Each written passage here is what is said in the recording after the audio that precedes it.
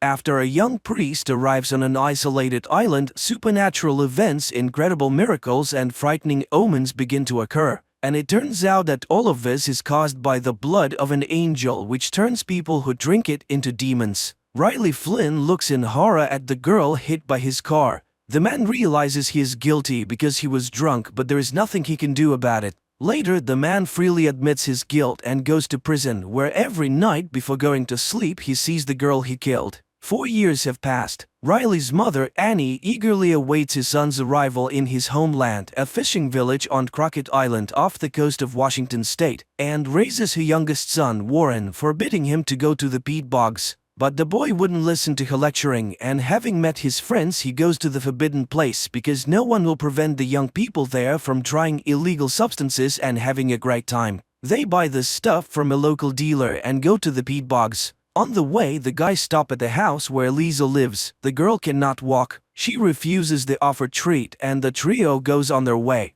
At this time, a young man with a huge box locked with padlocks enters the door of the local priest's house. The boys get into a boat and make their way to the far shore of the island. It's already dark, so when they hear a sound of huge wings, the boys mistake them for a giant heron taking off. The peat bogs are also teeming with stray cats that were brought here from the mainland, and they feed on old remains because up until the 1920s people buried their dead right in the yards. And now, when the peat bogs get flooded, those remains resurface. Warren knows this because after storms, all this creepiness washes ashore where their house stands. The boys settle in their usual spot, and after taking some revelatory substances, start telling tales about local ghosts. At that moment, loud cat cries are heard from the bushes, and Warren, shining his flashlight in that direction, sees 2 burning eyes following them. But they immediately disappear, and the boy forgets about the incident. In the morning, Riley arrives on the island. Annie meets her son and apologizes for his father and younger brother who could not meet him because they were out fishing. Meanwhile, the ferry is met by a zealous parishioner, Bev Keane, who is concerned about the long absence of Father Pruitt, but the priest is not on the ferry. Meanwhile, teacher Erin Grin undergoes an ultrasound examination of the unborn child, and the doctor assures her that there is nothing wrong with the baby. The women pay attention to Riley, from which they are distracted by the appearance of the doctor's elderly mother who suffers from dementia. Annie introduces her son to the new sheriff, and the latter greets the boy. The sheriff then wakes up the only detainee, local alcoholic Joe, who came running in the night screaming that a huge albatross was chasing him. The sheriff releases sobered-up Joe, and he walks out to his dog, who has been waiting for his master at the exit all night. Bev, who is passing by, is indignant. The dog is dangerous, it could attack, but they don't listen to her. Meanwhile, Riley and Annie reach their house. The woman shares her problems. There has been an oil spill accident, and now fishermen can only catch fish according to their quota. Naturally, this causes money problems. Previously, hundreds of families lived on the island, but now there are only dozens left. In the meantime, there is a meeting at the school because a storm is coming to the island very soon, and it is necessary to make sure the shelter is ready. The new sheriff calls for it to be equipped in the school, but Bev objects. Everything has been ready in the church for a long time, and there is no need to change anything. All members of the Flynn family finally get together for dinner. Riley informs them that he has to travel to the mainland to check in with the Alcoholics Anonymous, which is one of the conditions for his release. Warren talks about the new teacher, a daughter of an ex. Riley perks up. Is Erin really back on the island? And learns of her pregnancy. Annie announces that their old priest, Father Pruitt, has made the trip to the Holy Land, despite his age-related problems. Warren serves as an altar boy and is aware of the pastor's forgetfulness. Riley disappoints his parents. He has no intention of going to church, which incurs the wrath of his father, a devout Catholic. Meanwhile, Bev notices a light in the windows of Pruitt's house and, upon entering, stares in surprise at the man who meets her. And in the shoreline thickets, attacks on the cats begin to occur. Before going to bed, the father tells Riley that after what happened to him, Annie goes to church every day and prays for him. He asks the boy to at least sit in the pew, for it is very important to his mother. At this time, the new sheriff and his son perform namaz before going to bed. The doctor catches the mother trying to climb to the second floor, and Riley sees Warren climb out the window to go to his friends. At night, Riley as usual sees recurrent dreams of the dead girl and of himself sitting in the boat. The dawn is breaking, the altar workers are preparing for the upcoming church service and notice that the wine bowls are already full. The congregation takes their seats, Bev opens the service, people sing hymns while the new priest enters the room. Paul Hill has been sent to replace Father Pruitt, who has left and is hospitalized on the mainland. Paul conducts the service and administers communion to the faithful except for Riley, who has refused to do so. The new priest calls all the parishioners by name, explaining this by Pruitt's stories. Riley decides to accompany Aaron, and the young people reminisce about their past encounters and talk about their experiences. They both vowed not to go back, but nevertheless they are on the island again. Riley lost everything after the accident and Erin is separated from her husband. The man admits that he read all about different religions while he was in prison because he hoped to find God but ended up being an atheist. And here he is of no use to anyone and doesn't know how to move on. In the evening, the storm comes to the island and Riley sees what looks like Father Pruitt walking along the beach, but when he goes out to look, he finds no one. And in the morning, people find hundreds of dead cats on the beach. The citizens cannot determine the cause of death of these animals, although the sheriff suggests some kind of disease, until he discovers that there is not a drop of blood in their bodies. Riley admits to seeing Monsignor Pruitt at night, but nobody believes him.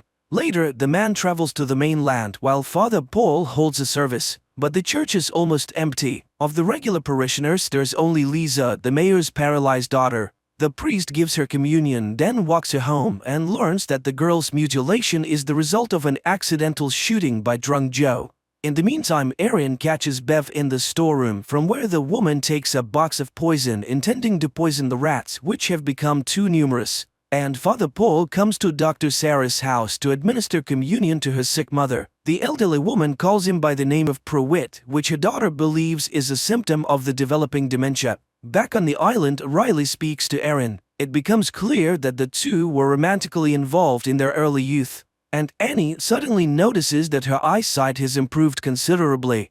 In the morning, Father Paul meets his flock at Ash Wednesday, the beginning of Easter Lent. He gives an inspiring speech about the rebirth of the island and the first disciples of Christ, the fishermen. And he reminds them, man must remember that he is dust, and to dust he shall return. After the blessing, the residents gather for the feast. Riley speaks to the priest and again recalls Father Pruitt. He is convinced his eyes did not betray him that night. It was Father Pruitt. Father Paul suggests starting an Alcoholics Anonymous group on the island so that Riley doesn't have to travel so far, especially since there are others here suffering from this evil. The fun is interrupted by an unpleasant incident. Joe's dog dies after eating food off the ground.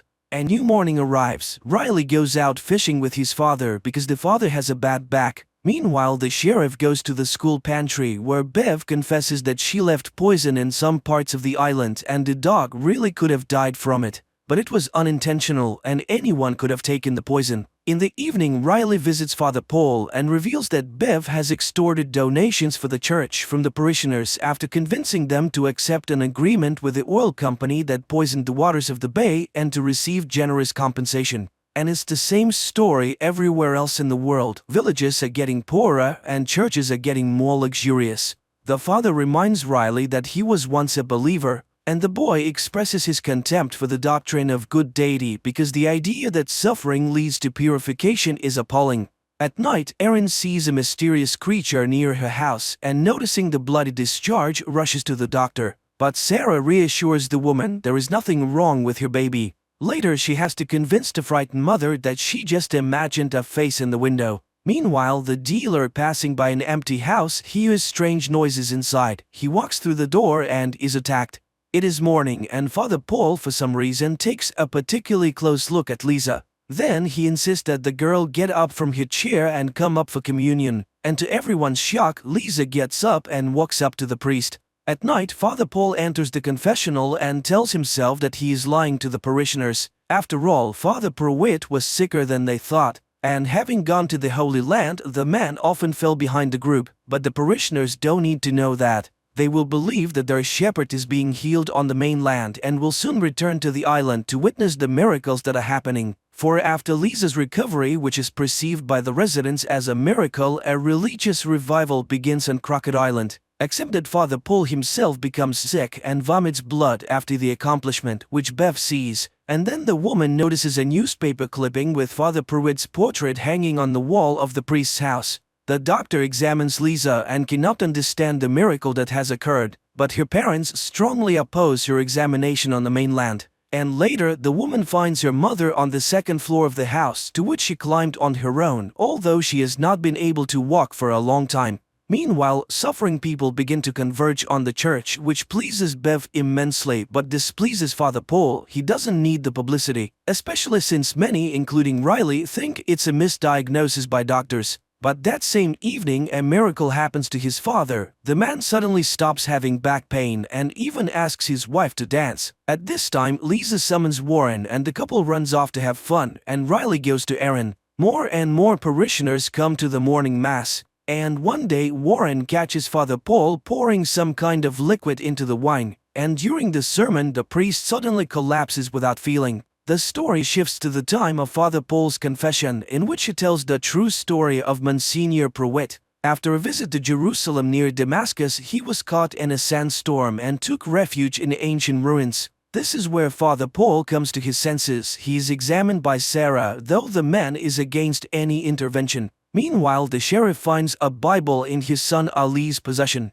and Lisa visits Joe and confesses that she hated him for years for stealing her future, but eventually forgives him. That same day at the school assembly, the sheriff tries unsuccessfully to convince Bev to stop handing out the Bibles to public school students. Later, Erin confesses that she's intimidated by Bev's confidence in her rightness, and Riley shares with her Father Paul's assignment to write penitential letters to loved ones. That same evening, Sarah's mother begins to speak quite sensibly, much to the doctor's surprise. And touched by Lisa's forgiveness, Joe decides to attend the Alcoholics Anonymous meeting with Riley and Father Paul because he intends to change his life. The men go home and Joe confesses that he recently buried his sister on the mainland. That same evening, Ali asks for his father's permission to attend the mass. The kid is interested in everything that happens in the church, but the sheriff is against it. They are Muslims. Ali reminds him it's his father's decision, not his. But the father recalls how his dying wife praised Allah until the very last moment.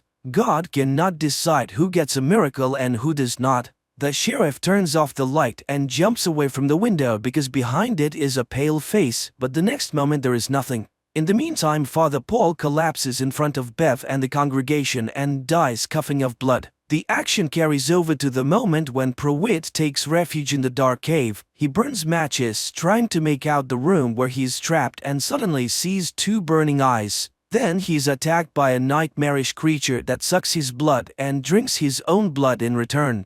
The priest concludes that it is an angel because when he wakes up in the morning, Pruitt finds that he is young again.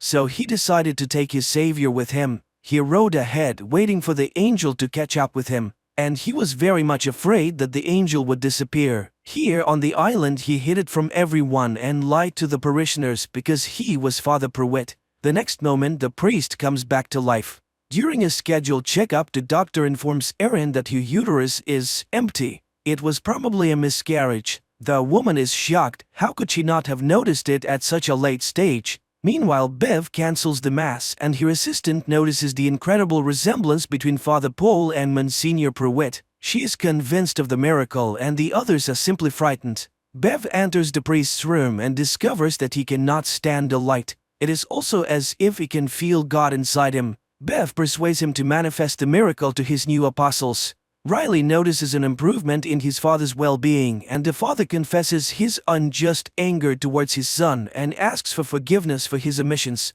Meanwhile, Sarah is collecting Erin's tests when her mother enters the office. She answers her daughter's questions confidently and looks much better than before. And then Sarah sees the blood in the test tube begin to boil in the sun and burn to the ground. In the meantime, distraught, Erin spends the day with Riley, mourning her unborn child and discussing their childhood. She resents her mother, who was a real dictator and never loved her daughter. And then she managed to marry her mother's mental double, which only her pregnancy saved her from. She just packed up and left. Then Riley recounts his dream. At this time, Father Paul is reciting prayers, which makes him sick, and then he notices the mark of the cross on his hand. He cuts his hand and drinks his blood. Joe tries to talk himself out of buying alcohol and he succeeds with great difficulty. At night, Father Paul holds an evening communion at the house of the doctor's elderly mother, Mildred, who recognizes him as Monsignor Pruitt. Meanwhile, Riley and Erin talk about their ideas of the afterlife and the basics of religion, after which they feel better.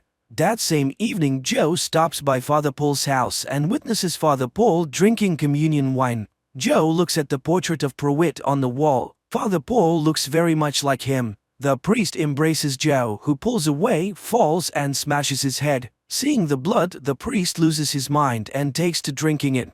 In the morning, Riley explains that his dream has changed, Erin has appeared in it, and the woman is sent to the mainland to another doctor. Meanwhile, Bev discovers Joe's dead body and exhausted Father Paul. She asks the mayor's wife to sing hymns, and she herself orders a couple of parishioners to dispose of the corpse. Bev believes that the priest's actions are justified and that his resurrection is a foreshadowing of Christ's second coming. At this time, Erin hears an expert opinion of the doctor who doubts that the pregnancy was real. By evening, Father Paul feels good again. He holds an Alcoholics Anonymous meeting explaining Joe's absence by his trip to see his sister, but Riley knows that this is not true and leaves the meeting confused. When he arrives home, he tells his mother about the priest's lies. At night, Father Paul is visited by Angel, who begins to fill the goblet with his blood, while Riley, determined to deal with it, returns to the recreation center. He opens the doors and is attacked by Angel. In the morning, Sarah's mother impresses her daughter with her blooming appearance, and the sheriff is approached by the mother of the missing dealer, who asks him to track down her son.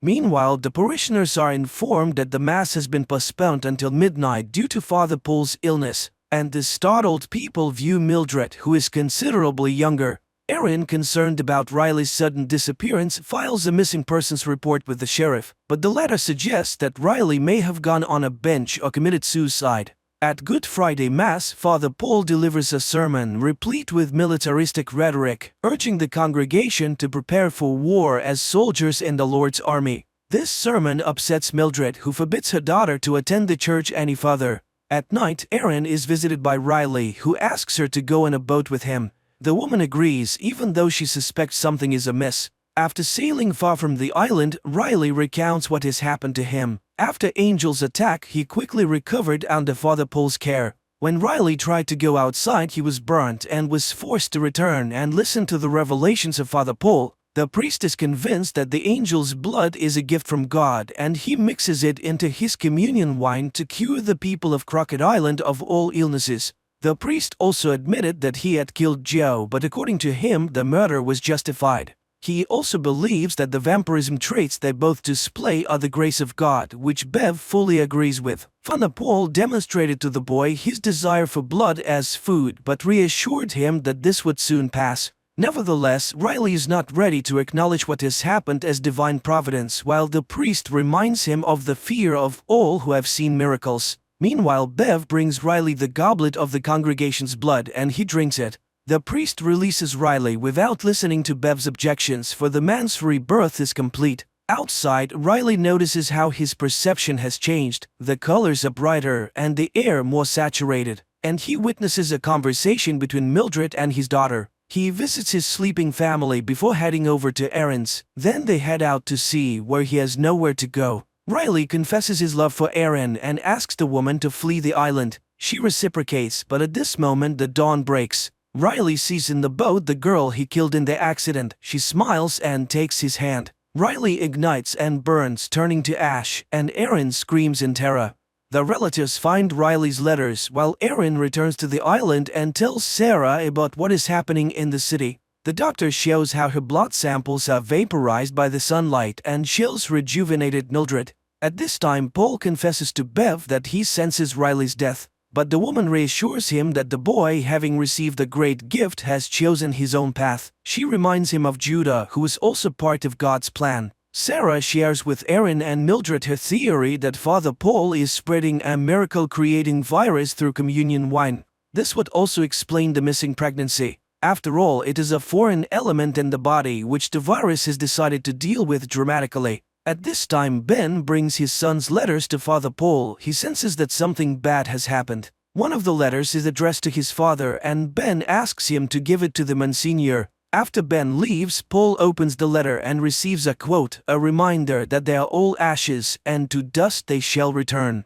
And Aaron tries to tell Annie about Riley's death, but the angry woman throws her out, not wanting to believe the terrible news. Sarah informs the sheriff of her suspicions about what is happening in the church, but he refuses to take any action, not wanting to further aggravate relations with the locals, especially since he has already encountered unfair and prejudicial treatment. Aaron, Sarah, and Mildred decide to move to the mainland, but find that the mayor has sent the ferries away for repairs, and the fishing boats are almost all in need of repairs. During the night, the power and mobile network go out, which are also shut down by Bev's handmaidens. Aaron decides to go to the mass to see the danger for herself. Meanwhile, the sheriff allows his son to attend the midnight mass, and he asks his father to go with him. Before the mass begins, the townspeople make a procession around the island with candles and hymn singing. The service begins with Father Paul confessing to our lie. Then he confesses that he is Monsignor Pruitt. And today is the beginning of a new era for all of them because holy blood flows in their veins. He calls a parishioner and asks him to drink poison, to die and be reborn. The man drinks it and drops dead. When some people see this, they rush to the exit, but the angel in shining garb stands in the doorway. The creature reaches the dais and spreads his wings to the astonished gaps of the people, and then the dead man comes to life and gets to his feet. Bev and her assistants bring out cups of poison and hand them out to everyone present. The sheriff tries to take Ali away, but the boy pulls out his hand. He wants to stay with God. That is when the policeman pulls out his gun, but the congregation rushes at him and throws him to the floor.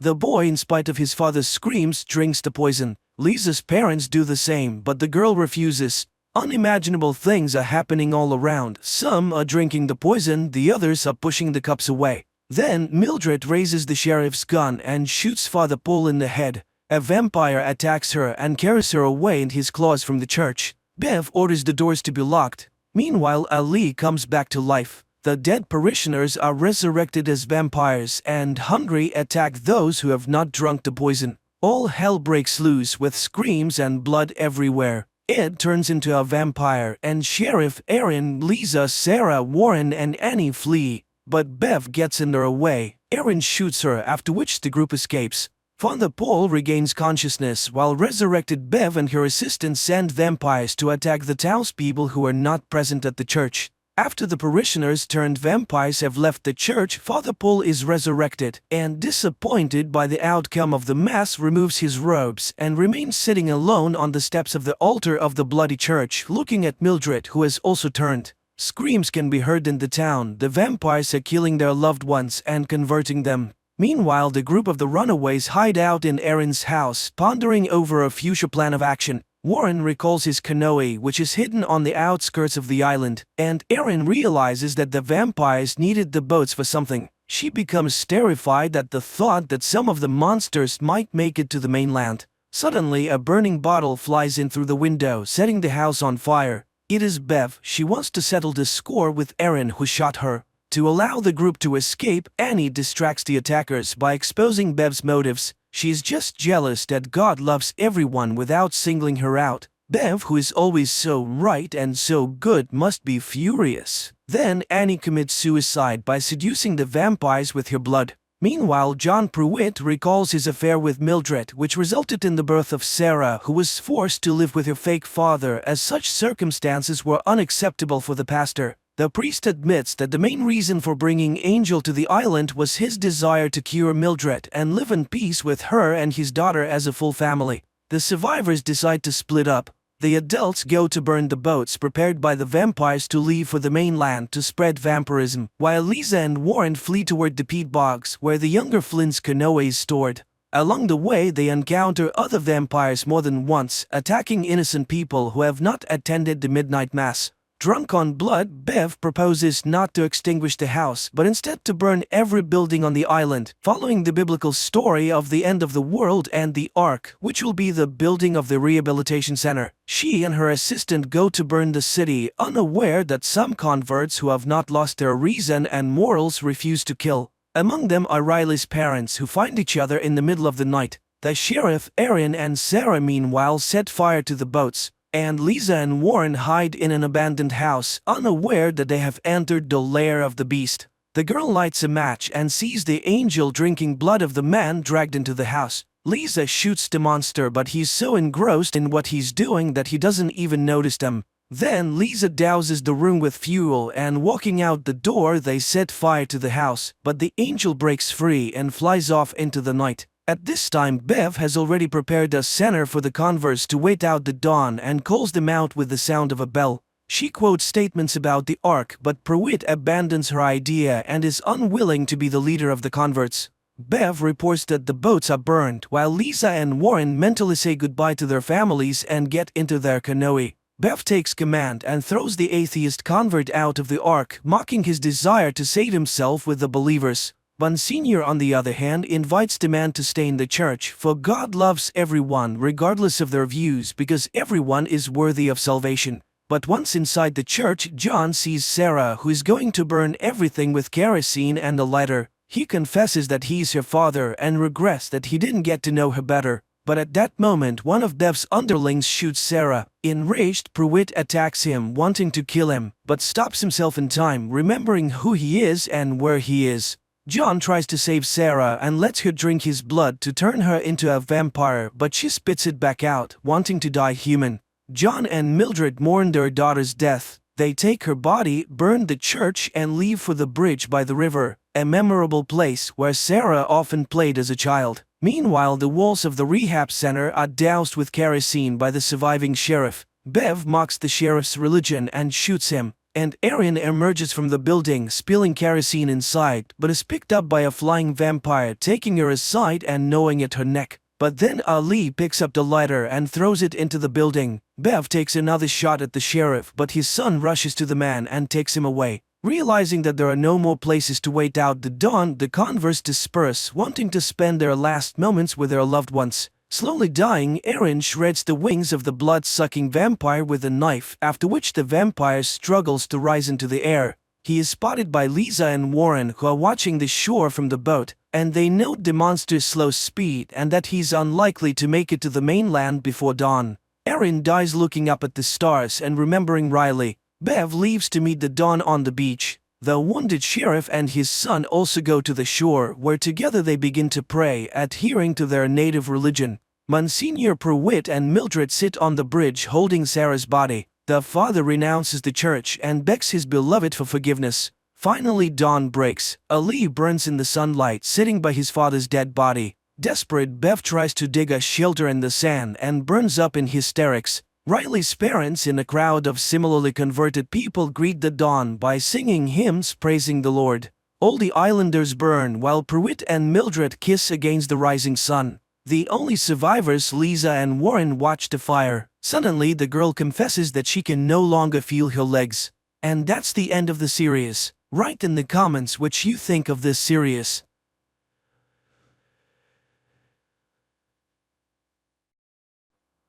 The film takes place in the small town of Vengenberg, where a young girl named Jennifer lives with a skewed face and a disgusting hump in the family of a cowman. Because of her ugly appearance, the girl is constantly mocked by the locals, and one day when Jennifer is once again mocked by a couple of local young men, the girl accidentally opens a portal to the magical Tor Lara in Aretuza, where she's met by the young wizard Istrid. The guy's concerned. All magic leaves traces, which wizards can use to find someone who has even an ounce of magic in them. He decides to save the budding sorceress and opens a safe portal that brings Jennifer home. Time later, a beautiful and wealthy lady arrives at the farm of the girl's father to buy a pig. But upon seeing the girl, she expresses a desire to buy her too. And the father, who does not hide his disgust for his daughter, sells her for half the price of the animal, despite the pleas of her mother, who recognizes the lady as a witch. So Jennifer finds herself in the magical school of the enchantress Tiside of Rees, where several girls are already studying.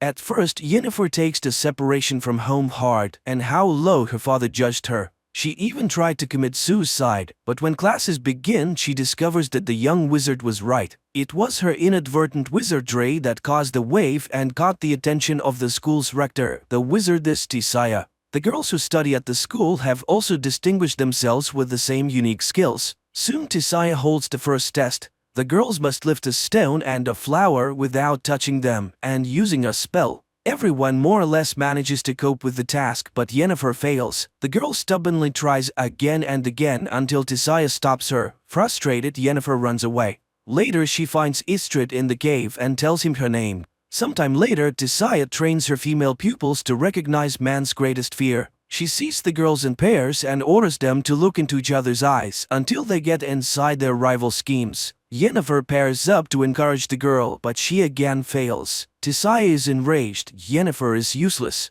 And this is because she's lying to herself. Even if she were a beauty, no one would love her. Although she's not the only one to whom she has problems, Yennefer shares the problems with her only friend, Istrid, who talks about her schooling. He too was having a hard time with everything. The boy offers to read his mind, and the girl succeeds. One night, Tissaia wakes the girls in the middle of a storm and takes them to the Tor Lara, the most powerful magic place in the continent, entrance to which is only open to members of the Wizard Brotherhood. Today there will be a test in the art of controlling the flows of chaos, which requires catching lightning in a bottle. The girls do not believe in such a possibility, and some get strong discharges even after catching the lightning. Yennefer's turn comes, and she reaches up with the bottle, but it is thrown back against the wall. Enraged, she directs her power at her more fortunate opponent, Tissaia, blocking her mental blow. Later she reprimands her apprentice she almost killed today, which means that her emotions can ruin her own. Tissaia cannot be sure that Yennefer will not go along with her feelings and harm his school, for she's to become a court sorceress, and the weak have no place near a ruler. The enchantress already doubts that there's anything in her that the wizarding chapter needs. Frustrated, Yennefer tells Istrid everything. But most importantly, the enchantress knows all about them and they won't be able to see each other again. The guy is willing to show her other, more ancient and powerful magic, but it is very dangerous. He shows her the skulls of the dead elves who built Aretuza. They were the first wizards of the continent, and they were the ones who built all the magical places. But humans came to the continent and slaughtered them. Istrid gives her a flower that can only grow where the elder blood rests and reads a spell, which by repeating it the girl opens a portal.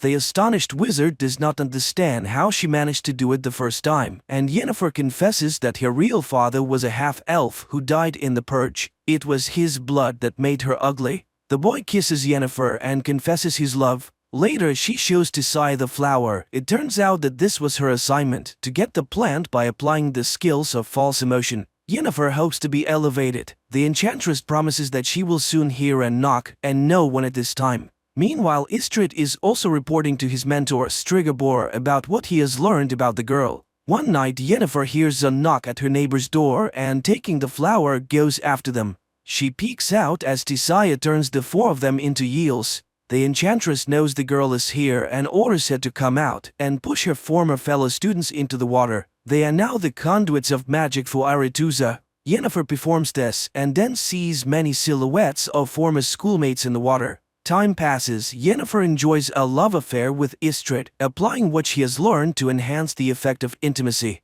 Thus, one day she created a whole crowd that watched her intimacy and then rewarded the lovers with applause. The guy is amazed at her imagination. What will she come up with next time? So the day of the final rite is approaching, after which they will be masters of their own destiny. Yennefer dreams of graduating from Aretuza and returning to her native Aedirn as a powerful sorceress to show her longtime abusers and her father what she's been able to achieve. In addition, all Aretuza graduates are perfected before being sent to the different kingdoms. All physical defects are removed, which awaits Yennefer as well. The wizard in charge shows her his work, the flawless beauty of the graduates, and promises her an equally wonderful result. He suggests making her color a noble but strong gray. Tissaia, on the other hand, teaches her to look in the mirror and see what Yennefer herself wants. She orders the girl to close her eyes and imagine the most powerful woman in the world. Yennefer complies with the order but does not yet see the promised beauty.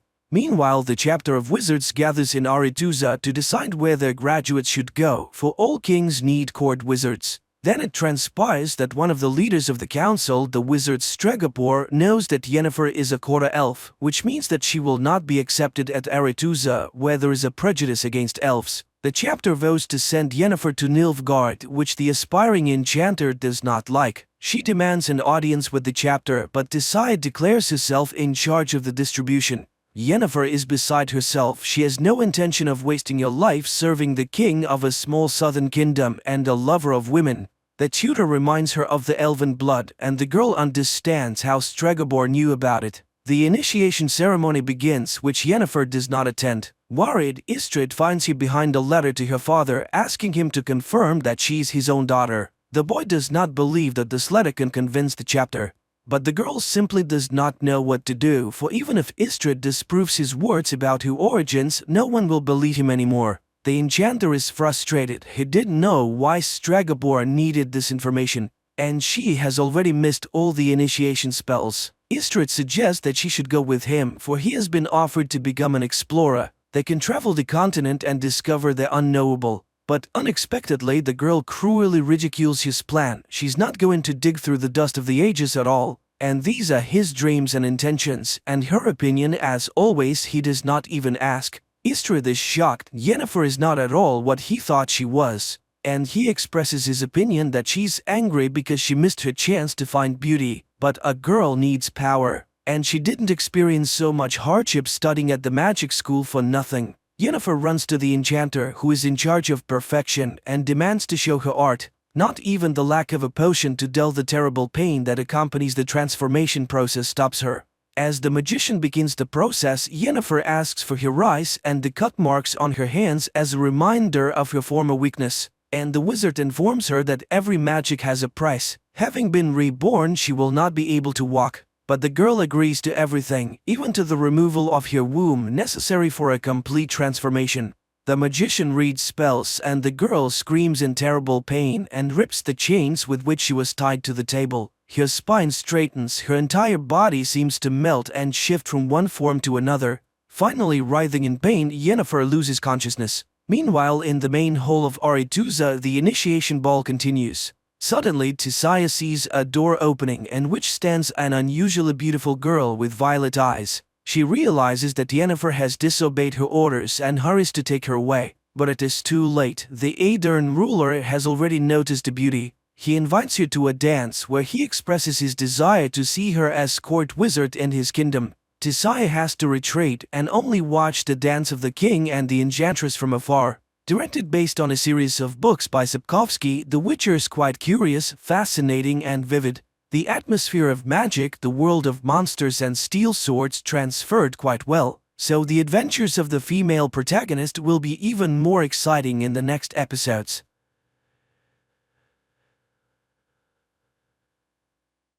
In the future, a time comes when women are offered a unique opportunity to conceive and give birth to a child using mobile artificial wombs in the form of eggs. Don't say a Bob.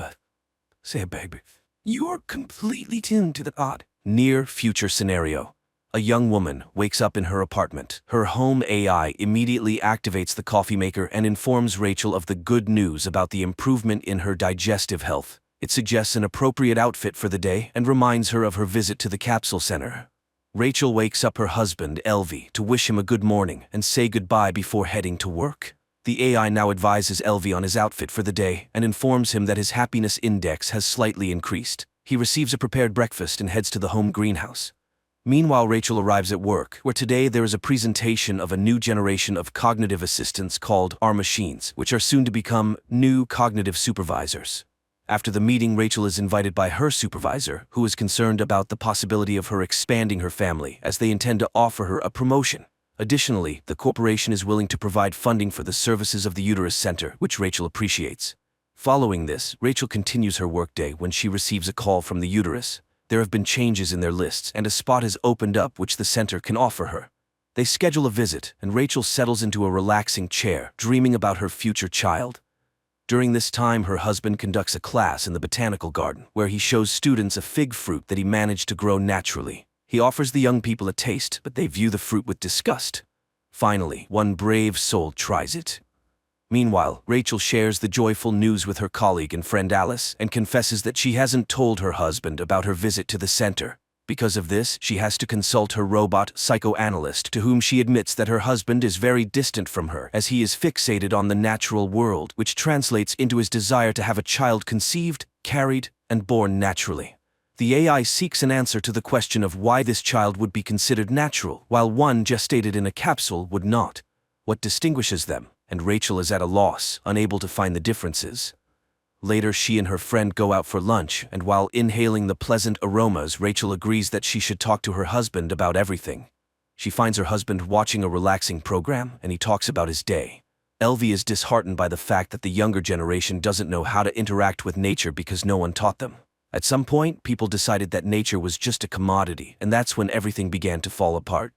The next day, Rachel goes to the uterus center, where she and others discuss how, when the birth rate dropped to 0, their newly established center took on the task of solving the problem. Women didn't want to have children because it was inconvenient for them. The center wants them to live full lives and pursue their dreams without being distracted by children. The director of the center, Linda, welcomes the gathering and is ready to share the latest technological advancements. Humans have always managed to control nature, so why shouldn't women take control of childbirth? Linda gives a tour of the center, showing the capsule developed by scientists in which the baby grows. If parents don't have time to interact, they can always play music, audiobooks, or educational podcasts for the baby. Through an app, they can feed the child and monitor its development. One significant advantage is that children in the capsule are not exposed to viruses or toxins. The capsules operate autonomously for 48 hours. The fetus inside can hear everything happening around, so it's advisable for the mother to talk to the baby. After the discussion, Linda reminds Rachel of the need to make a deposit, but Rachel intends to talk to her husband first. Upon returning home, she confesses her intention to Elvie to have a child with the help of the uterus center, which upsets him. Not only did she make such an important decision on her own, but she also went to the center without him. Rachel apologizes, and the couple reconciles. Rachel suggests to Elvie that they talk to Alice and her husband, and the family goes to visit them. Alice enthusiastically discusses the opportunity for women to have a child without experiencing pain, suffering, or body changes. Meanwhile, her husband demonstrates a special belt for carrying the egg capsule, to which Elvie looks quite skeptical. He categorically refuses to hold the capsule. At home, he can't shake the feeling that the egg is made of plastic. Rachel assures him that the child will perceive it as a real maternal womb, but Elvie remains unwavering. It's hard for him to accept that the child will be packaged in plastic. The wife suggests that he visit her robot psychotherapist. Although he initially takes offense at this advice, he eventually decides to go. However, after listening to the AI's advice, the man realizes that they completely misunderstand each other. Upon returning home and discussing the evolution that led humanity to grow children in capsules, he agrees to his wife's proposal because he understands how important it is to her. The next day they go to the center, and although now a child can be made from any material, Rachel announces that Elvie will be the biological father. She allows nature to determine the child's gender. Linda leads them to a room where on a large screen, future parents can witness the moment of conception. Later, they are brought a container with a fertilized zygote so they can admire it. The couple later informs Rachel's parents about the upcoming event. Rachel's father suggests that Elvie sell his countryside house since they never go there, but the man vehemently opposes the idea. While the capsule remains at the center, the future parents continue their usual lives. The day comes when the program connects Rachel to the capsule, and even though nothing can be heard from inside yet, she starts selecting music for the baby. At one point, she tries to see the baby, but she is told that it is kept in complete darkness until 7 weeks. Then one of the capsules sends a signal. It's time for birth. Even though everything is programmed, the baby doesn't always arrive at the appointed time. Soon Rachel starts having strange dreams, which she confides to her psychoanalyst, but the AI convinces her that dreams are unreliable material for analysis. After 6 weeks of pregnancy, when the baby's heartbeat is detectable, Linda allows them to take the capsule home. For the first time, she shows them the baby. On that day, Rachel prepares the kids' room, and Elvie brings an olive tree sapling. However, his wife suggests replacing it with a hologram, and the offended husband takes the tree away, promising to plant it in their countryside house, which Rachel once again suggests selling. She just doesn't understand why they should go somewhere when they have everything for a good life here, but Elvie refuses to raise the child among plastic. The next day, Rachel meets a pregnant woman in the pool who allows her to listen to her baby's movements, filling her with delight. In the evening, she moves the capsule to their bedroom because they want to spend as much time as possible with the future child. However, Elvie feels uncomfortable with intimacy while the baby is present, so they move the capsule to baby's room. It immediately signals hunger, and the parents rush to feed their offspring. Sometime later, they go on a tour to the center to prepare for parenting. Linda shows prospective parents the play areas where children play and answers their questions. The government no longer funds education, but the center teaches programming and logic to the little ones. In one of the rooms, children engage in creative activities, or rather, a computer does the work, and the children provide feedback. One of the parents asked about the dreams the children have, but Linda reassures him. Dreams are excluded from the fetal development program because they do not carry any useful information. One day, LV is in his greenhouse when he hears the capsule's signal. He feeds the baby, but then decides to communicate with it, while Rachel receives a warning about her declining productivity. Her husband is trying on the capsule holder and takes pride in his success. Now he carries the capsule with him, reading books to the baby, posing riddles, showing his plants, and falling asleep beside it. At work, he suggests to the visitors to hug a tree and experience its calming effect on the human mind. His supervisor congratulates him on the upcoming joyful event and suggests replacing the live plants in the greenhouse with holographic images, as growing real trees is too expensive, but LV becomes furious and rejects the proposal.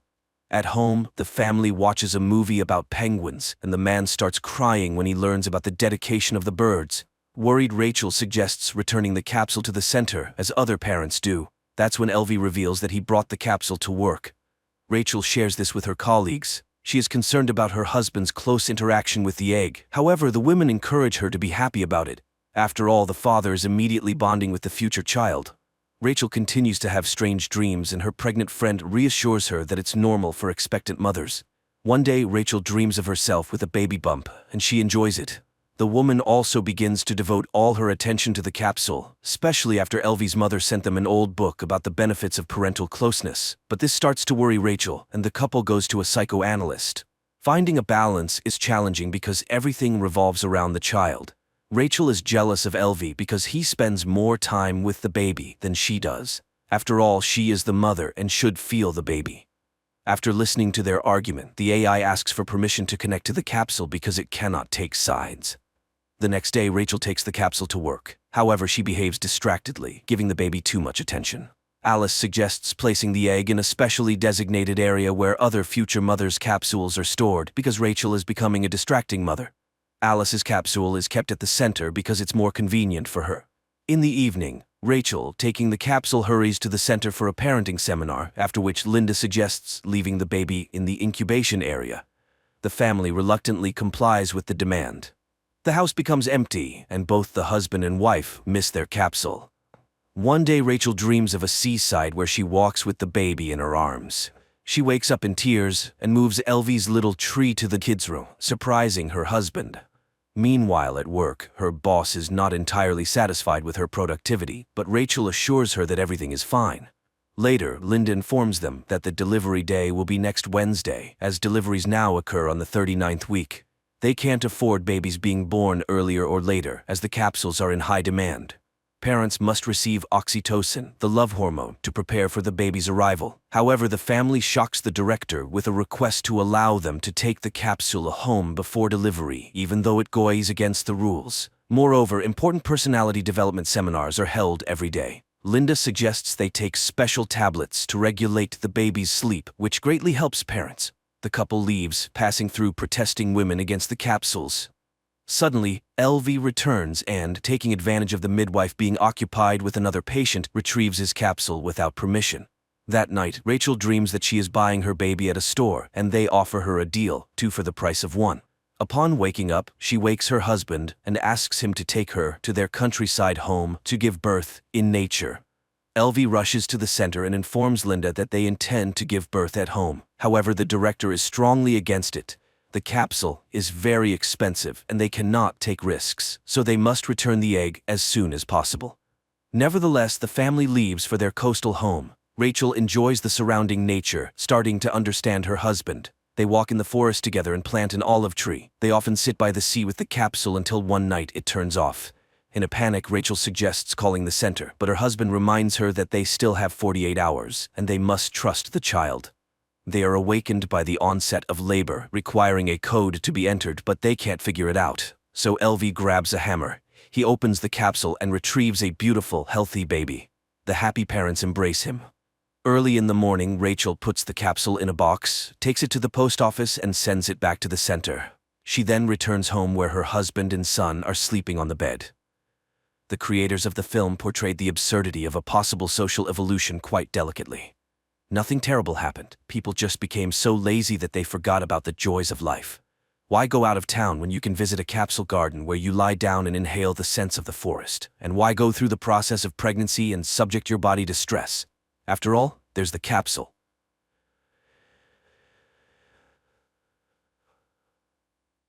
Hey guys, today I will tell you about the second season of the fantasy drama from 2020, Warrior Nuns, based on the series of comics of the same name by artist and writer Ben Dunn. Is this our thing now? While swimming in the pool, Ava recalls what has happened to her since she went from being a paralyzed simpleton to a warrior nun wielding a mystical halo. The girl's musings are interrupted by a phone signal reminding her of your duty. Once a member of the Order of the Cruciform Sword, she's now in a hurry for her regular job at the cafe.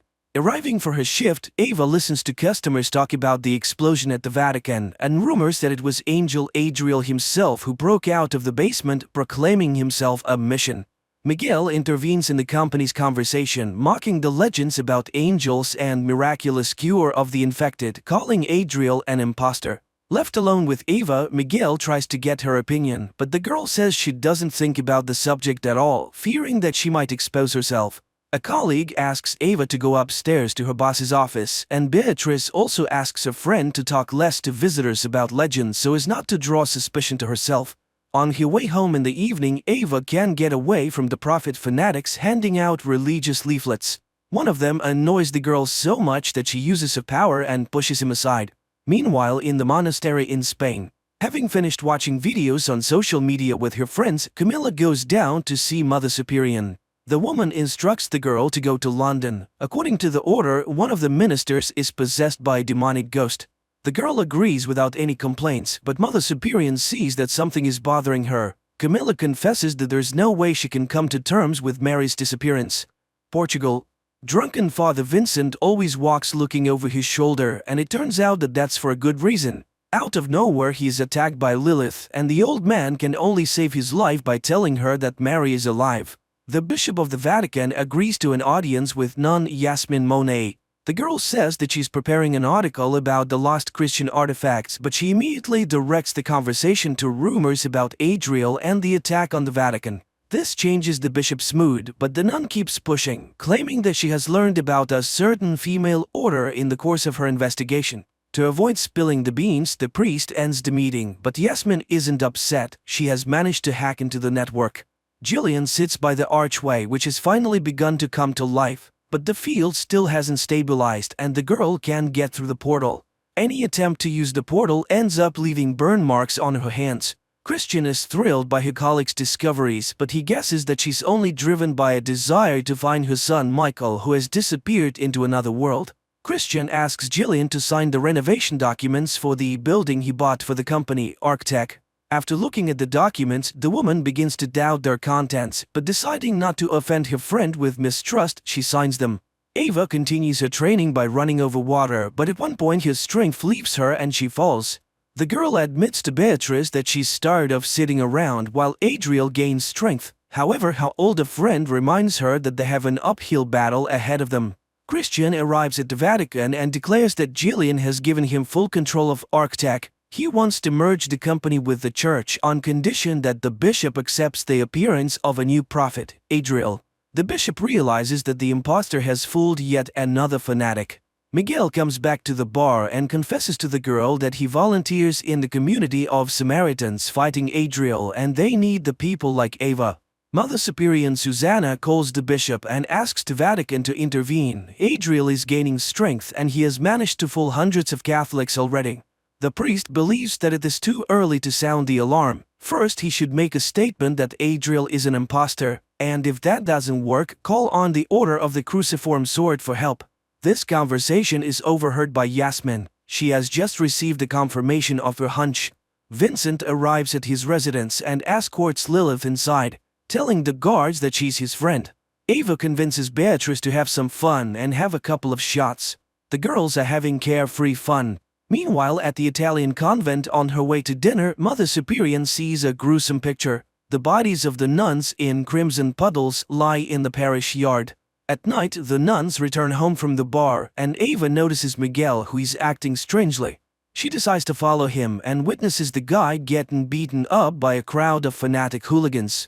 Ava helps her friend, and they are joined by Beatrice, who didn't really like the suspicious guy before. The young people tell her about the Samaritans, and the nun decides to accept Miguel's help in their fight against Adriel. Meanwhile, Mother Superior tries to warn the other monasteries where members of the order are based. However, the light bulbs on the map go out one by one, which means the warrior nuns are either destroyed or they leave their outposts. The company decides to sneak into the headquarters of Adriel followers, the firstborn sons. But seeing that the members of the sect are leaving with some cargo, the friends decide to follow them. Mother Superior orders Camilla to pack their things so they can hide and lay low as soon as possible. But suddenly the nuns notice that the light on the map has not gone out on the Madrid cell, which means there are still living members of the order out there. Father Vincent leads Lilith into the prison, promising that Mary is sitting in one of the cells. But as soon as the witch comes in sight, the priest locks the door behind her. On the other side, dozens of warriors come out at the girl, but Lilith easily dispatches them. The company watches as fanatics stack a prayer circle with a cross in the field and begin to pray. At this point, Ava's attention is attracted by a strange sound, and turning around, the girl sees a cloud of locusts rushing at them. On their way back, the friends try to explain what they have seen, and seeing how the girls are calm about everything, Miguel suspects something is wrong. Ava has to confess that they are the nuns of the order, but he takes it as a joke. Left alone, the girls decide that everything that is happening is a biblical execution reproduced by Adriel. Mother Superior and Camilla fly to Madrid and look for the headquarters of the order, which is housed in a flower store. From the scattered flowers, it is clear that something terrible has happened here as well. Yasmin confesses that she summoned Mother Superior to show her the bodies of the dead sisters.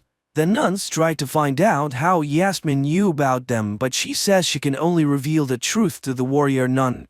Miguel comes to Ava's work and invites her to interrogate one of the firstborns they took. To sneak away, the girl cuts her arm, but the wound immediately disappears, much to Miguel's surprise. Beatrice asks her friend to stay out of it. The Samaritans have illegally kidnapped a man, and they shouldn't get involved. But Ava stubbornly does her own thing. Yasmin suggested the nuns take up residence in her room, but not wanting to risk it, the women choose their own hiding place and put the stranger to sleep so that she won't see the path they take to get there. Meanwhile, Lilith escapes from the prison and arrives at her mother's house. Miguel brings his new friends to the Samaritan headquarters, and when the boys begin interrogating the prisoner, Ava sees the devil in him. Father Vincent arrives at the main square, and seconds later, locusts appear there. The townspeople become scared. Suddenly, Adriel appears and saves the terrified people, thus earning a new addition to the army of fans. Even the priests from the Vatican begin to believe in Adriel's power. The bishop speaks with his subordinates, demanding that the impostor not be glorified. The mother rebukes Lilith for losing the battle for the halo and for failing to live up to her hopes by losing her place in the Order of the Cruciform Sword. Yasmin comes to her senses and tells the nuns that she grew up in a family that helps the order, and now the girl must find the owner of the halo, Ava, and give her her secret. Looking at Ava, the prisoner recognizes her as the owner of the halo and demands that she return it to its true owner, Adriel. Beatrice knocks the chatty kid out, but he breaks the ropes and frees himself. The demon proves to be very strong, and the warrior nuns cannot defeat him until Ava activates her halo and banishes the entity out of the boy. Beatrice hurries to get her friend out of the way to avoid any more questions.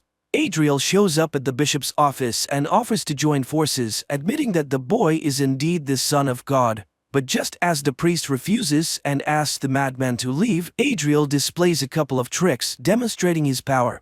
The prophet leaves, but his offer still stands. Lilith comes to Dr. Jillian for help and asks her to examine the scales that have appeared on her shoulder. While sitting in Dr. Jillian's office, the nun sees an emergency call from the Sisters of the Order, but she refuses to go to Madrid. While packing to escape again, Ava and Beatrice quarrel, but they are interrupted by a signal on her older friend's chest. She tells a student that they have been summoned to Madrid. The second message arrives with news from Lilith that the order has lost Mary. Vincent shows Adriel the signal and instructs the old man to join the women. Despite the gravity of the situation, Ava is excited about her trip to Madrid. Finally, the girls find the flower store where Mother Superior has left a movie ticket for them. The nuns have to scramble to avoid falling into the hands of the hunters.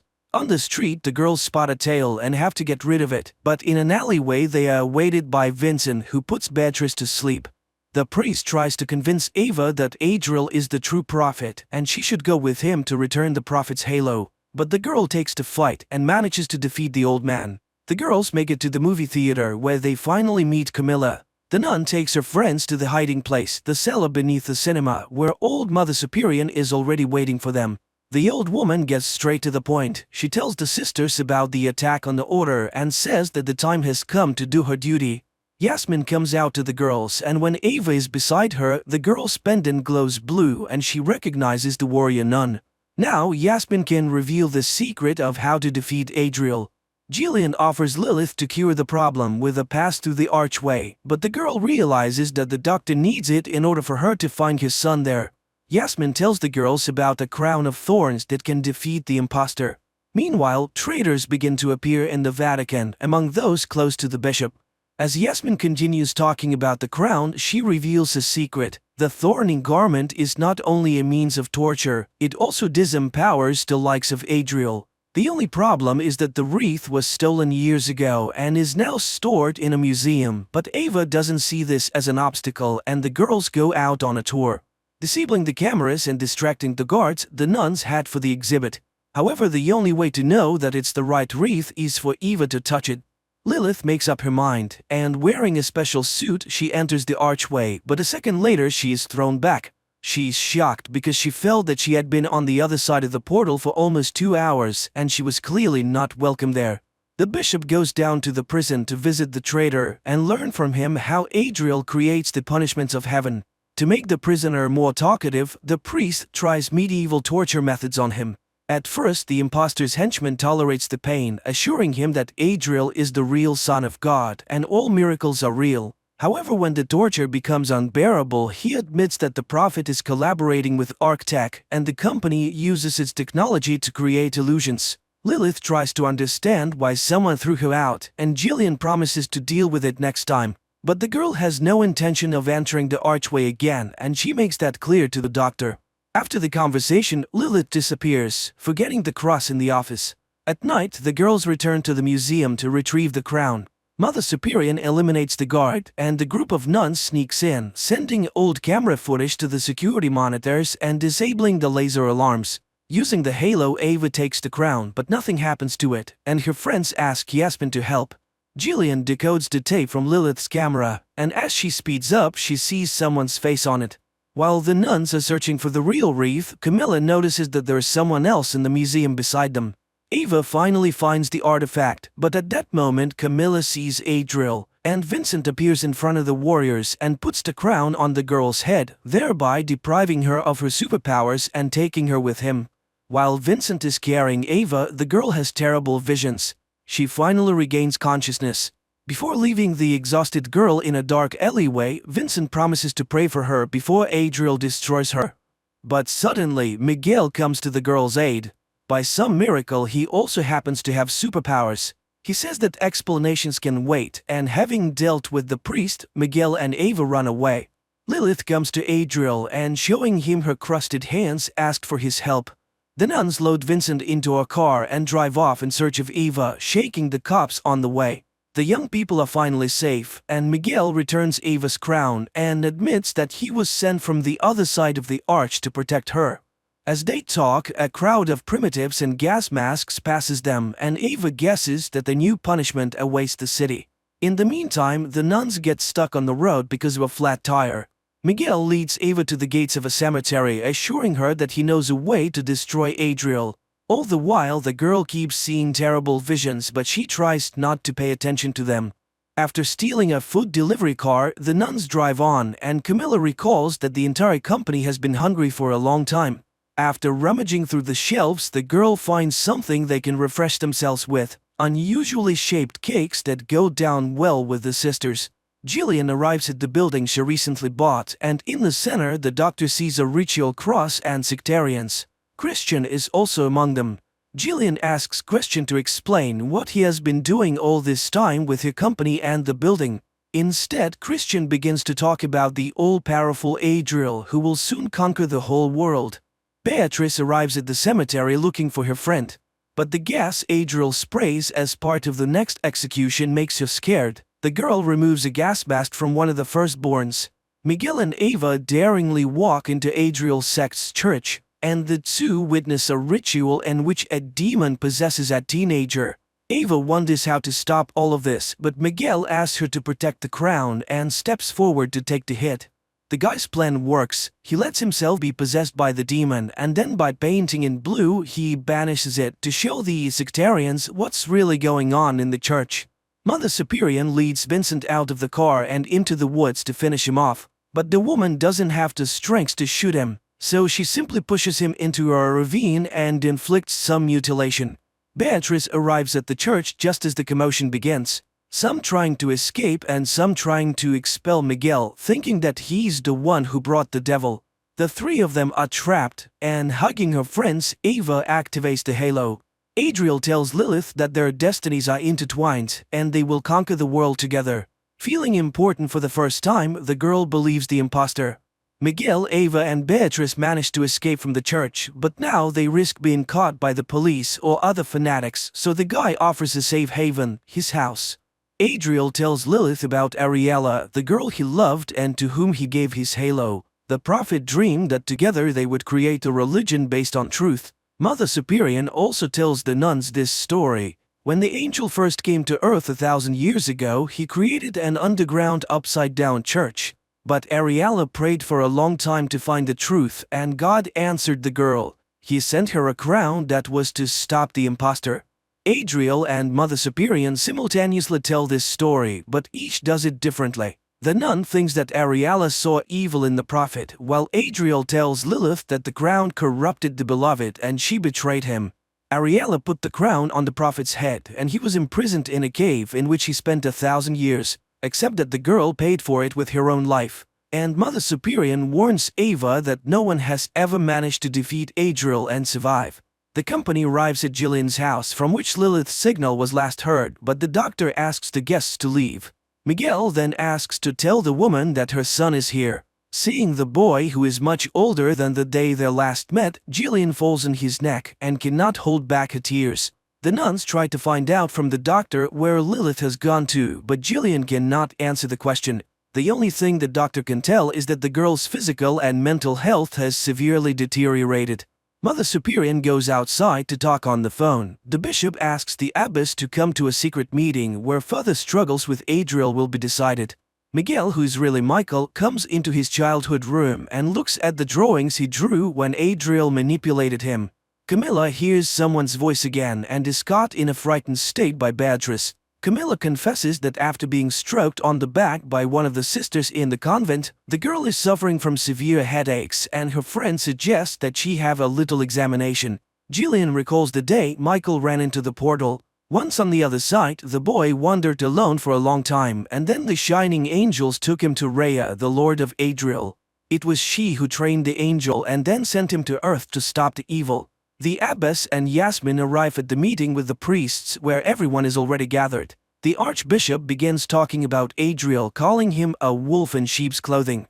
The charlatan himself, meanwhile, continues to tell Lilith about himself, complaining about his life in the dungeon. Angel offers to show his friend his difficult fate, and to do so he places burning fingers over her eyes. Jillian shows her son the face that ended up on her tape, and from what he sees, the boy faints. Beatrice does a scan of Camilla's spine, and during the procedure the girls are being frank with each other. One of the nuns confesses that she has doubts about Adriel, but if he really turns out to be the prophet, all the scriptures will lose their significance. The picture shows a cross inserted into Camilla's spine, which is what is causing the hallucinations. Unfortunately, Beatrice cannot remove it. Adriel asks Lilith forgiveness for the pain, but he convinces her to open her eyes, and when the burns come off, the girl sees demons and a completely different world, which she calls the truth. Beatrice finds Ava in the courtyard as she's practicing putting a wreath on the monument's head, but the halo goes off again and the girl falls. The nun tries to support a friend and assures her that they will defeat Adriel no matter what it takes. Christian meets Vincent in Arctac and reminds him that in just 2 days they will give the world to their master. A discussion breaks out at the meeting of priests. There are those who doubt Adriel's con game and believe that one cannot punish an angel without understanding his true purpose. At this, Bishop Francesco reveals to his colleagues the secret of Arctech, urging them to understand that all the punishments sent were nothing more than a trick. Mother Superior intervenes in the dispute, telling of the destruction of the members of the order. Apparently, the bishop and abbess have succeeded in convincing the crowd, but suddenly it transpires that half of those assembled are traitors, having defected to Adriel's side. A massacre of fanatics begins in the hall, and Mother Superior succeeds in removing only Francesco and Yasmin. The trio hides in the hotel gymnasium, but they can no longer get out, and Mother Superior calls Camille for help. Ava, Beatrice and Michael arrive at the inn, but the firstborns prove to be too many and the trio fears they cannot win. After examining the photograph of the cross in the spine and noticing a note from Beatrice, Jillian looks at Camilla through the glasses while she prays and sees the same waves that create the portal. The doctor guesses that Adriel is using the power of prayer to gain strength. Having heard the call, surviving nuns of the order arrive at Jillian's house. Ava takes the crowd of firstborns away, and Beatrice and Michael deal with the remaining two. The abbess commands her subjects to leave, but the bishop refuses, determined to expose Adriel to the full. Running from her pursuers, Ava runs through a wall and finds herself outside at a great height. The girl's halo shuts down again and she falls. Beatrice mourns her friend, but she opens her eyes and the artifact begins to glow again. Bishop surrenders to the traitors, hoping they will lead him to Adriel. The imposter angel himself, meanwhile, tells Lilith how much they will accomplish together after they cleanse the world with pain. The master's trust inspires the girl so much that she grows wings. And that concludes episode 5. Come back tomorrow for the next episode. Guys, if you don't want to miss anything, don't forget to hit that subscribe button.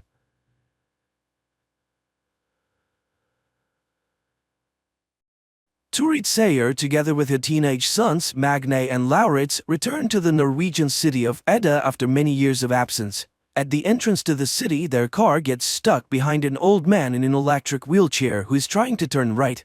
Magne gets out of the car to help, and the old man's wife approaches him. Looking into the guy's eyes, she smiles with satisfaction. He's a good boy, and then she touches his forehead. Magne's iris changes color for a moment, and then the guy feels something unusual in the perception of the world. He returns to the car and, trying to close the window, breaks off the window lifter handle. Stunned, Magne turns the thing in his hands and suddenly says that it's going to rain. Mother and brother laugh. There is not a cloud in the sky, and immediately the car is showered with a heavy rain. They continue on their way and get to their grandmother's old house. Lauritz is not happy that there is a shabby-looking trailer near the house, and Magne picks up an advertisement that calls for making the air of the city cleaner. The next morning, the guys go to school. Oddly enough, the brothers are assigned to the same class. The thing is, Magne is dyslexic, which is expressed by difficulties with word recognition and insufficient abilities in reading and writing. Magne's attention is immediately drawn to a pretty blonde, Gry, but Lauritz is ahead of him, and Magne has to sit in the back of the class next to Isolde, who is not popular at school. A lesson on the Scandinavian gods begins, and Magne learns that Edda is the last Norwegian city to convert to Christianity. It was here that Ragnarok took place, during which the gods died and the fate of the giants remained unknown. During lunch, Magne sits at Isolde's desk again and learns that she's on the side of the Greens and is fighting against the pollution of the world. She also introduces the guy to Fjord Utol as son of the owner of the Utol Industries factories, Fjord's sister Saxa, and their mother, the director of the school by the name of Ran. And then she talks about her blog on YouTube. At the end of the classes, the two leave school together, and then Isolde notices that one of the wheels in her bicycle is bent. Much to the girl's astonishment, Magne easily fixes the brake and returns the wheel to its original condition, which surprises him as well. In addition, he notices that his eyesight has begun to improve. The next day, he, Isolde, and Gry get a general assignment in sociology and begin to study democracy.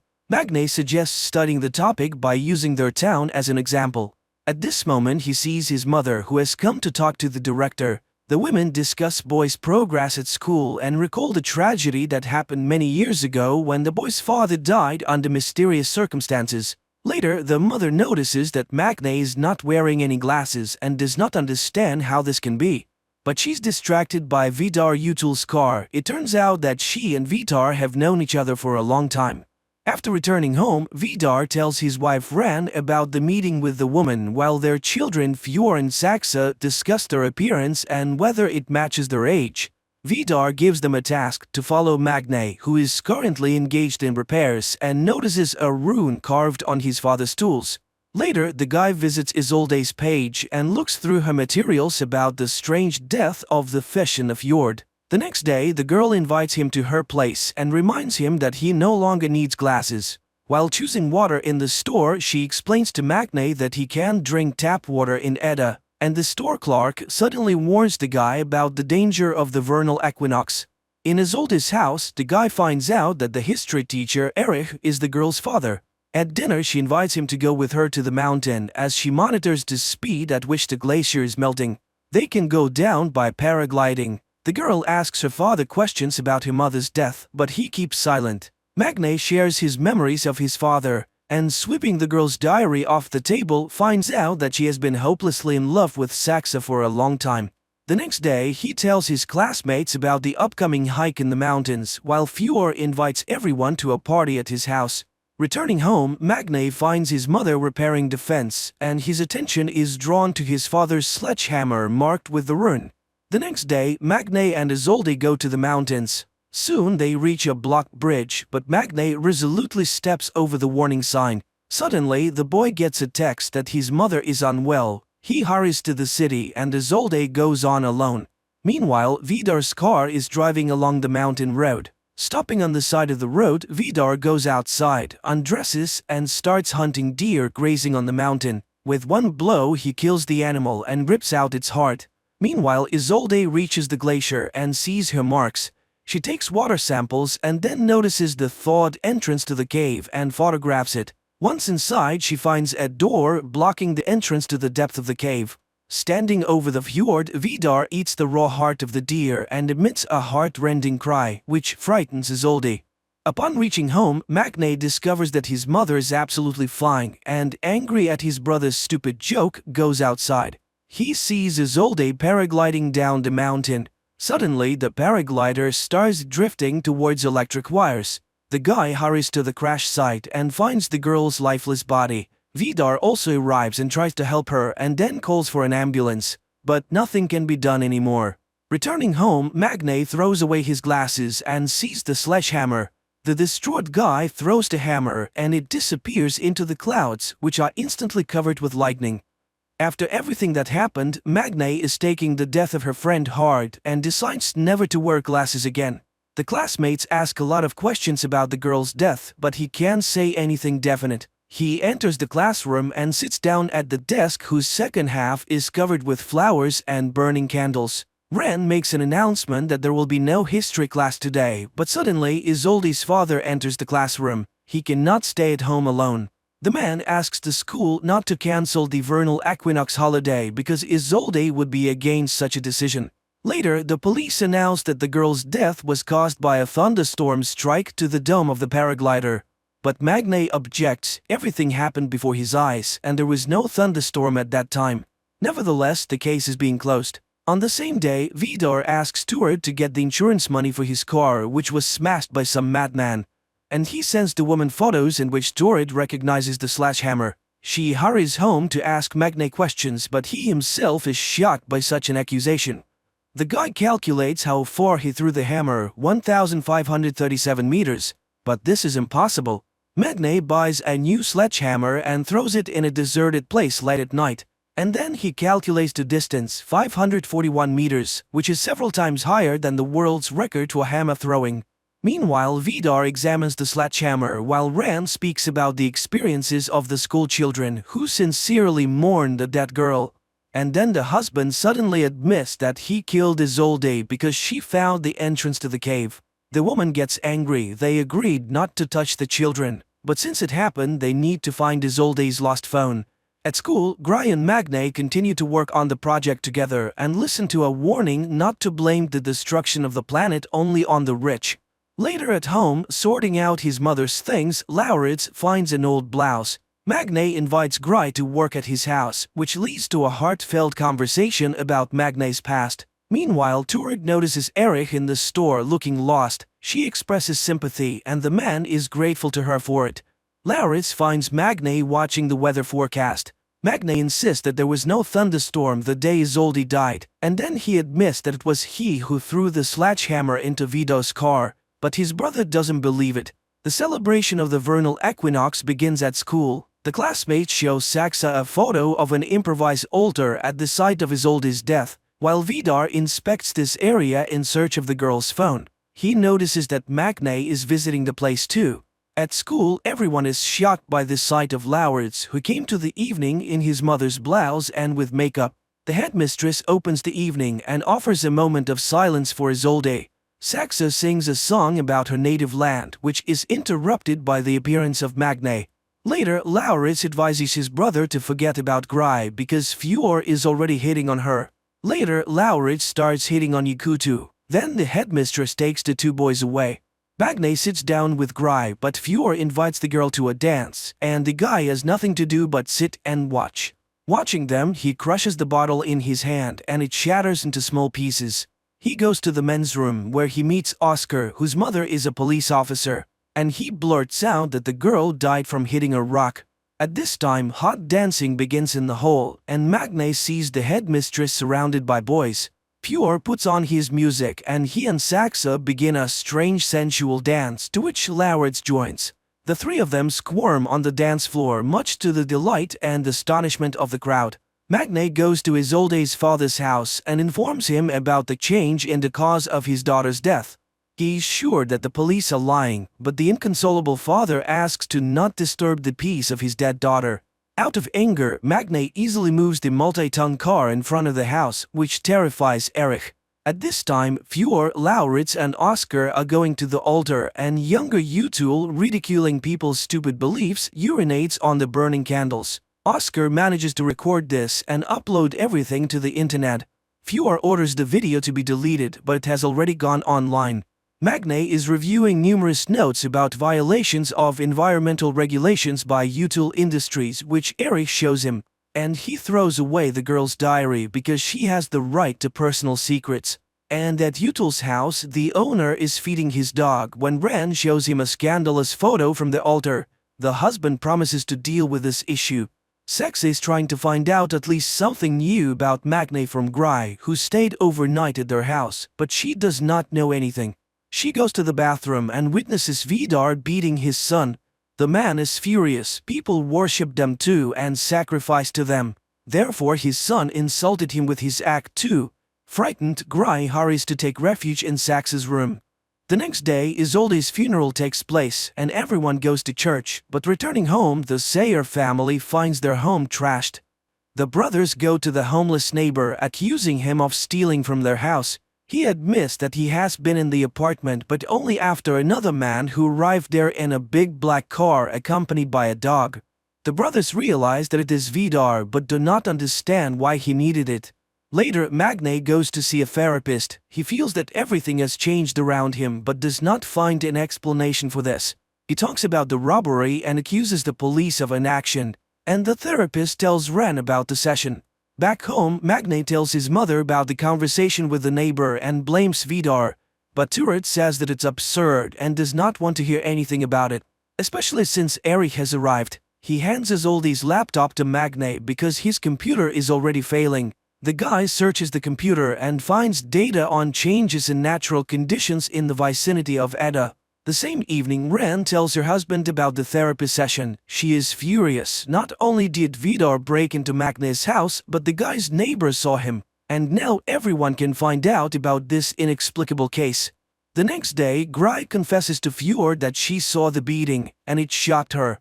But he changes the topic of the conversation. The girl agrees to ride with him, but Lauritz and Saxa are also in the car. Meanwhile, Magne is talking to a police representative again. He knows for sure that there was no wind that day, but the woman objects. He said that he got to the city in half an hour and no one can do that. The young people are driving along a mountain road and Fjord puts on a song in the ancient Icelandic language, which is surprising to Gry. Suddenly, a bird breaks against the windshield of the car. Saxa and Fjord come out to look at it. The sister reminds them of the need to learn at least something about Magne and eats the bird. Puzzled by the officer's words, Magne goes to a deserted warehouse and starts jogging to see how fast he runs. He does a 100-meter dash in just 7 seconds. Meanwhile, Erich is given Isolde's jacket, which has traces of blood on it, and Vidar follows Magne and witnesses an accident in which the guy is hit by a snowplow. He joyfully announces to the family about Magne's death, who interfered with their affairs. Then Vidar confesses to the children that he killed Isolde because she found dangerous things hidden by them in the glacier. Ran reminds them of the danger they are exposed to by getting close to mortals. Meanwhile, the doctors at the hospital are perplexed. The guy who was hit by the snowplow has no injuries at all.